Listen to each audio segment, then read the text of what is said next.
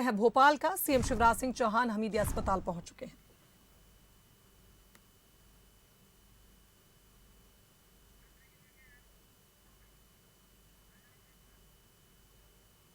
तो बता दें कि तीसरी लहर से निपटने की तैयारियों का जायजा लेने के लिए सीएम शिवराज सिंह चौहान हमीदिया अस्पताल पहुंचे हैं। बता दें कि एक औचक निरीक्षण इसे मान लिया जाए या इसे ऑडिट मान लिया जाए, सीएम शिवराज सिंह चौहान तैयारियों और हमारे मध्य प्रदेश के भी जो अनुभव है, सीरियस पेशेंट्स नहीं है। डेल्टा जिस तरह का असर डाल रहा था,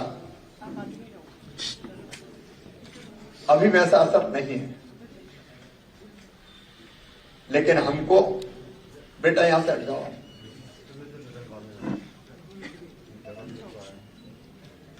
लेकिन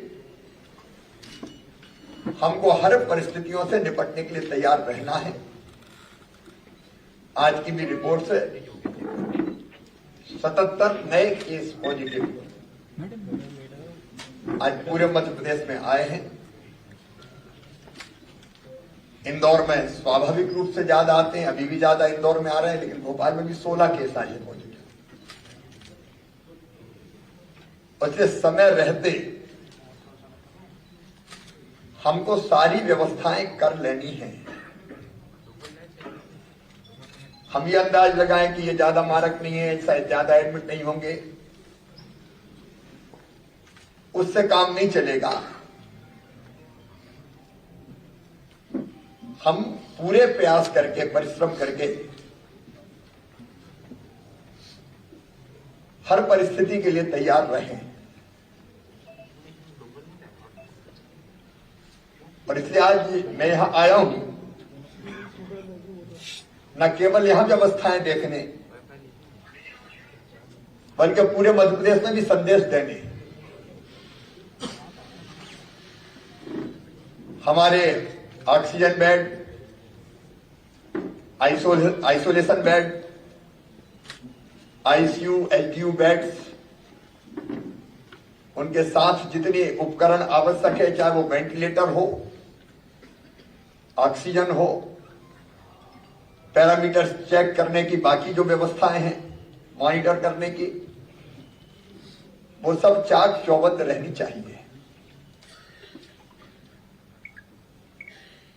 मैंने ऑक्सीजन की व्यवस्था देखी है, पीएसए प्लांट भी यहां चल रहा है, प्योरिटी भी चेक की है।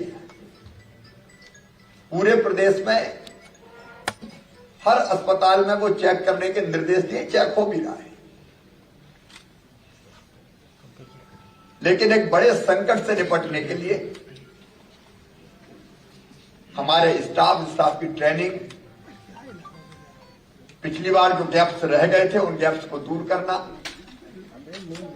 आवश्यक उपकरण, दवाइयां, उनकी व्यवस्था, 1 महीने की आवश्यकता के हिसाब से सारी दवाइयां हमारे पास होनी चाहिए, ताकि कोई अफरा तफरी ना बचे। कम हो तो तत्काल और मंगाते रहें। मैं वैसे लगभग हर दूसरे तीसरे दिन समीक्षा कर रहा हूं।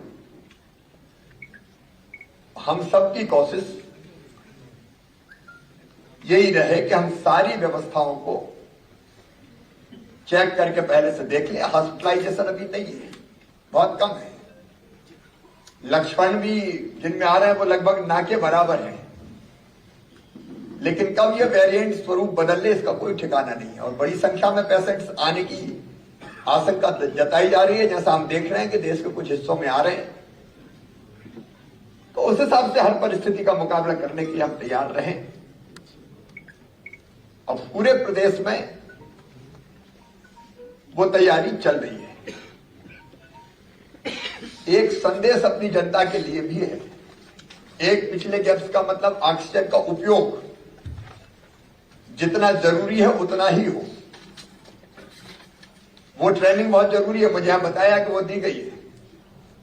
कई बार जब ऑक्सीजन है तब भी ऑक्सीजन चालू है, और जब नहीं है तब भी चालू, तो उस पर व्यस्त बहुत होती थी ऑक्सीजन। इस बार हमको ऑक्सीजन का भी ऑडिट करते रहना है। और इसलिए ऐसे हर पहलू की बहुत बेहतर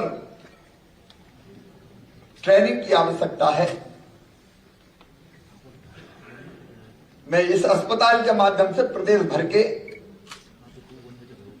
हमारे डॉक्टर्स, पैरामेडिकल स्टाफ, नीचे तक के हमारे साथी और इस काम में लगे सभी मित्रों को आह्वान करना चाहता हूं। एक बार कर्तव्य फिर हमें पुकार रहा है। हमारी परीक्षा की घड़ी है। हम सब मिलकर इस संकट का मुकाबला करते हुए जनता को सुरक्षित निकाल के ले जाएं। एक बात का मुझे संतोष है कि हमारा पहला डोज 94.8% लोगों को लग चुका है। लगभग 5 करोड़ 21 लाख लोगों को फर्स्ट डोज लग चुका है। सेकेंड डोज भी हमारा लगभग ना पड़े।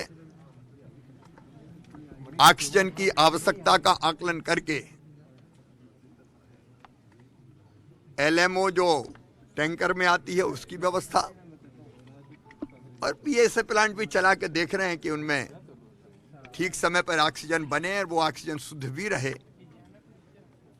उसकी शुद्धता की परख भी कर रहे हैं। तो तैयारियां जैसा मैंने अभी बताया विस्तार से सारी जारी है और जनता के साथ मिलकर क्राइसिस मैनेजमेंट कमेटियों के साथ मिलकर हम इस तीसरी लहर का मुकाबला करते हुए अपनी जनता को सुरक्षित निकाल ले जाएं, ये प्रयास है। बच्चों के वैक्सीनेशन को लेकर सर, बच्चों के वैक्सीनेशन के सेंटर्स मुख्यतः स्कूलों में बनाए जा रहे हैं और 3 तारीख से वैक्सीनेशन प्रारंभ होगा। उसकी तैयारियों की कल मैंने समीक्षा की है, कलेक्टर कॉन्फ्रेंस भी की थी और हमारी कोशिश होगी कि जनवरी के महीने में ही हम उस काम को पूरा कर लें। तो उसकी भी पूरी व्यवस्था मुख्यतः स्कूल कॉलेज के सेंटर्स ही बनाए जा रहे हैं।